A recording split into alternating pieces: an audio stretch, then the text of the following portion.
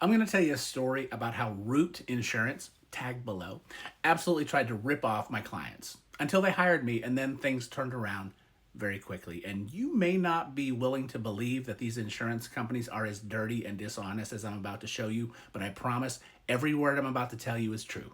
So the short version here is that for 5 months, Root Insurance dishonestly and improperly denied my client's claim, saying, "We don't owe you any money. We don't think it was our driver's fault." And then after I got involved, I sent 1 letter and 2 emails. And within 24 hours of doing that, they offered my clients more than double what my clients even thought they were entitled to. And look, the moral of this story isn't I'm so great, but I'm not bad. The moral of the story is that if you have an accident, get a lawyer, because they will try to screw you. And I know some of you out there are saying, come on, ambulance chaser, there's 2 sides to every story. It can't be as black and white as you're making it out to be. And sometimes that's true, but not here. This was bad. The thing that makes this one so crazy and so not debatable is that after the collision, which happened in Georgetown, Texas, right outside of Austin, the Georgetown Police Department did a crash report, and they faulted the Root Insurance driver very clearly. There's also a video because the police car was trailing behind the vehicles involved in the collision. So we'll look at this video here in a moment too. And it shows that the other driver, the Root Insurance driver, pulled out of a parking lot, turning left and cut off these vehicles, causing the collision. But they denied it for 5 months because that's what they do. So if you don't know me, I'm Rob. I'm a 24-year board-certified personal injury attorney who works primarily in the Austin, Texas area. So here's the rest of the story. On Christmas Eve 2024, there was a collision in Georgetown, Texas, where the Root Insurance driver, like I said, pulled out of that parking lot, cutting off 2 other drivers, colliding with one, and it caused a collision that was only property damage. There were no injuries reported resulting from this collision.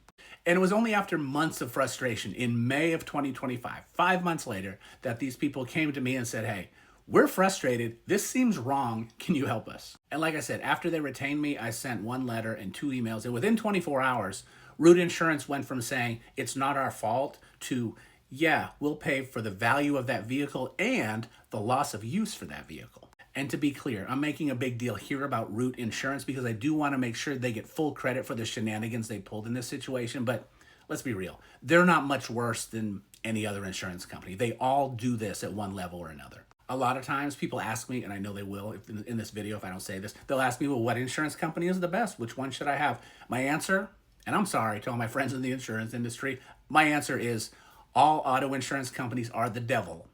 You should just get the cheapest devil in your area for your vehicle. The only trick is to make sure that you're comparing like policies. Make sure you're comparing the State Farm policy to the Allstate policy to the Farmers policy with the same types of coverages to determine which is actually cheaper. So that's all I have to say about that. But let's get into this collision because it is kind of crazy. Let's look at the video that wasn't enough for the Root Insurance people to say, yeah, that's probably our guy's fault. So let me set the scene so you know what you're looking for when the video pops up. So it's a 5-lane road. Two lanes going this way, 2 lanes coming toward, and then a turning lane in the middle. We're going to see the 2 vehicles traveling in front of the police car. My client is the one on the left that's traveling in front of the police car. And then you'll see a vehicle come from the right out of the parking lot and cut off these 2 vehicles. The vehicle in the right lane is able to not hit it. And then my client in the second lane from the right makes contact with it. And you'll see the impact when it occurs. So that's what you're looking for. So here we go. It's the 2 vehicles in front of the police car. The right one slams on his brakes as the vehicle comes out. The second one doesn't see it for a minute. Oh, and there's the impact right there. So that was the impact. Back it up and watch it again if you need to see it again. So it wasn't the worst impact in the world, right?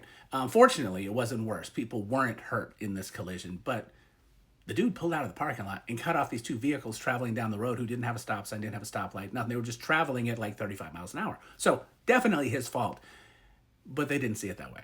Well, what did the police report say? Let's take a look at that. So here's the liability portion of the crash report. It has a little narrative here that tells how the crash occurred. And then it faults up there, Unit 1, which is the Root Insurance driver, with number 34. There's a separate code sheet. That correlates to this, meaning the Root Insurance driver failed to yield the right of way while exiting a parking lot. The police report is 100% faulting the Root Insurance driver. And then there's the video, and they still denied this claim for 5 months. So what was the result? Look. This vehicle that my client was driving was a 2006 Toyota Camry with about 350,000 miles on it. So the fair market value for this vehicle is only about $3,100, but it's $3,100 that they should have had in December. So what about this loss of use? What's the other money? Well, in Texas, there's something called the loss of use, which means that an insurance company has to pay the user of a vehicle money, rental value essentially, for the time when they're unable to use their vehicle. Now look, their vehicle was totaled. This old Toyota with 350,000 miles was a totaled vehicle, so they got the value for that, but because they wouldn't pay that back in December, well, now we have 5 months of loss of use that they need to pay the rental value on, as if my client had rented the vehicle, which they don't have to rent it to be owed the money. So I remember I said there were 2 emails I sent. I want to read one of the emails I sent to them to prove up the loss of use. So here's what that email said. Initially, when I said, you're going to have to pay us for loss of use as well, they said, we'll give you $1,000. And here's my email. We need to discuss the loss of use payment. You've offered $1,000. As you know, pursuant to Texas Supreme Court opinion J&D Towing versus American Alternative Insurance, my client is entitled to the reasonable rental value by the day, week, or month. The collision occurred on December 24th.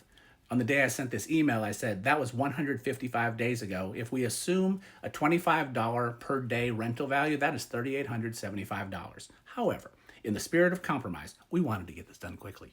In the spirit of compromise, I'm willing to give you a bargain and assume a $20 per day rental for a total of $3,100.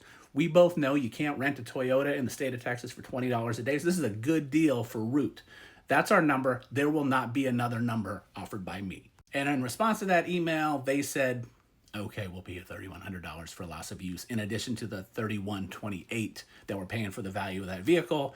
So my client got his 2 checks totaling $6,228, $6,228, and we closed it out. In closing, again, the moral of the story is, if you're ever in a collision, you'll always do better with an experienced injury lawyer on your side. Do not give these devils the chance to swindle you, because they will take it. Oh, and Root Insurance, do better.